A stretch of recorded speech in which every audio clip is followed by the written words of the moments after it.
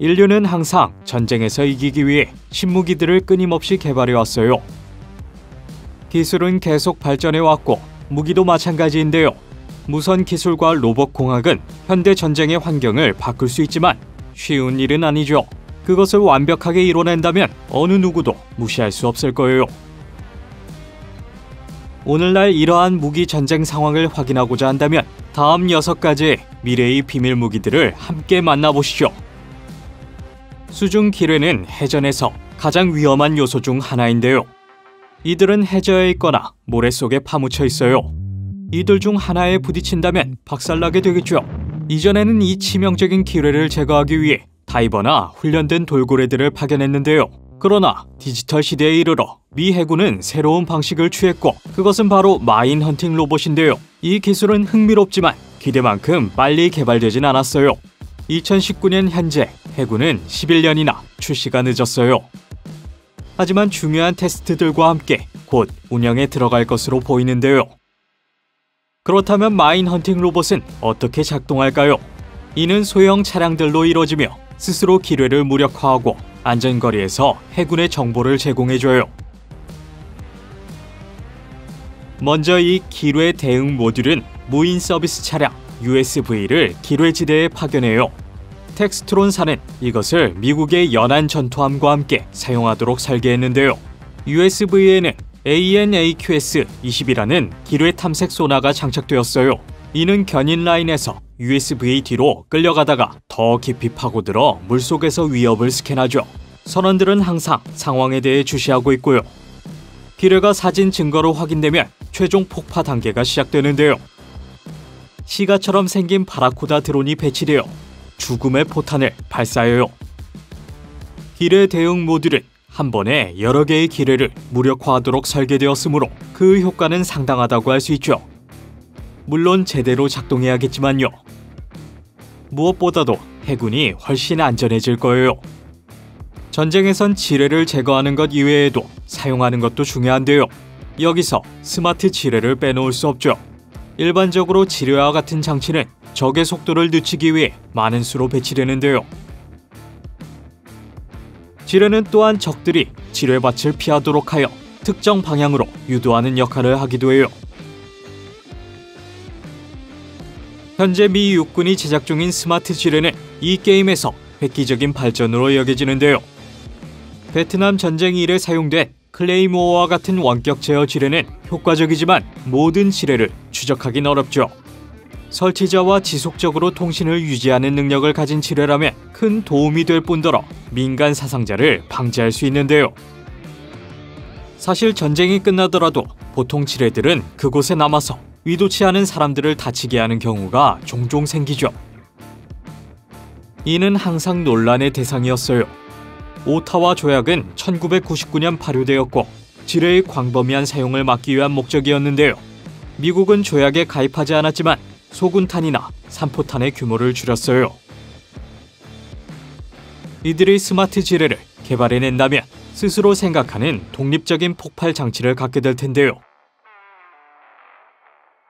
예를 들어 누군가가 접근하면 보고가 가능해요. 또한 스마트 지뢰는 팀원처럼 행동할 수 있죠. 어떻게요?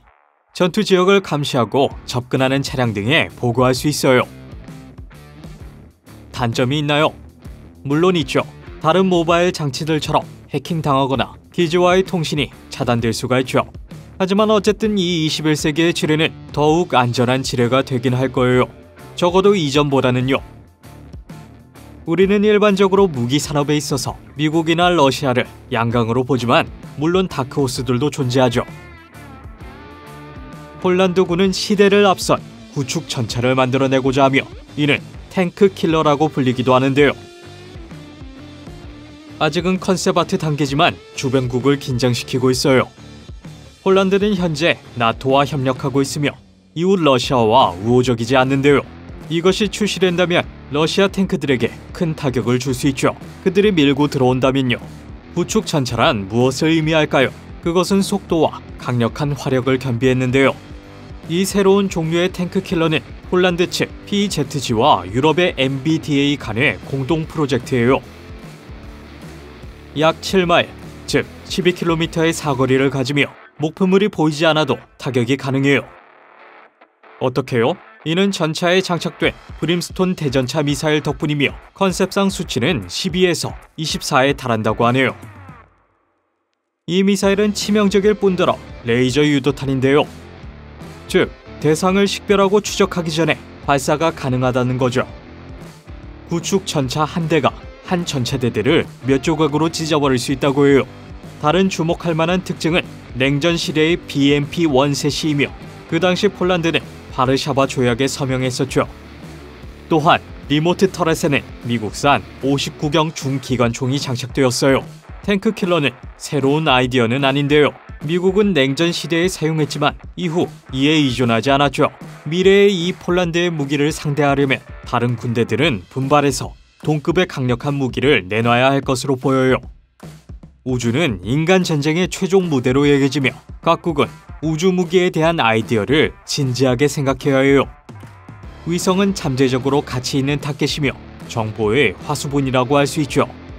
현재 프랑스는 자체 브랜드 우주 기반 공격 위성 레이저 무기를 개발에 착수하기로 결정했어요.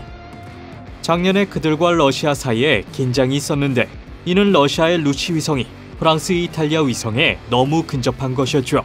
아이디어는 대기권 밖에서 발생하는 위협에 대처하기 위한 우주 무기를 갖추는 것이었어요. 미국은 우주군에 대해 언급했으며 프랑스는 우주에서의 전투 준비를 위해 노력 중인 것으로 보여요. 그들은 레이저 개발에서 뒤처졌기 때문에 이 프로젝트는 그 기술을 연마할 수 있는 중요한 기회가 될 수도 있죠. 레이저는 공중에서 위성을 폭파시키지 않고 장림으로 만드는데요. 레이저 위성 외에도 나노 위성도 있으며 이 위성은 주요 위성들 옆에서 작은 보디가드 역할을 해요.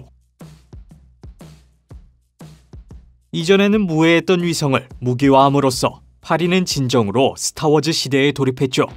이는 우방국과 라이벌 모두에게 숙제를 남겼어요. 지뢰 외에도 전투부대는 장애물 폭파와 전투공학 분야에서 큰 중점을 가지고 있는데요. 로보틱 M1 에이브라함은 이 분야에서 말 그대로 구세주예요. 먼저 투입되는 현장의 유형을 살펴볼 건데요.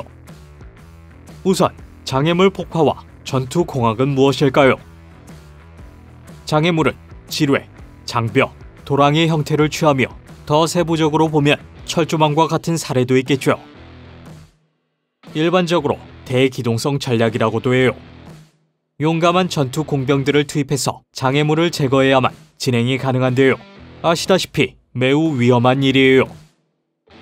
지난 수십 년 동안 군인들은 총알을 피하고자 기어다닐 수밖에 없었죠. 기술이 발전함에 따라 이것을 극복하기 위해 ABV, 즉 강습 돌파 전차가 등장했는데요.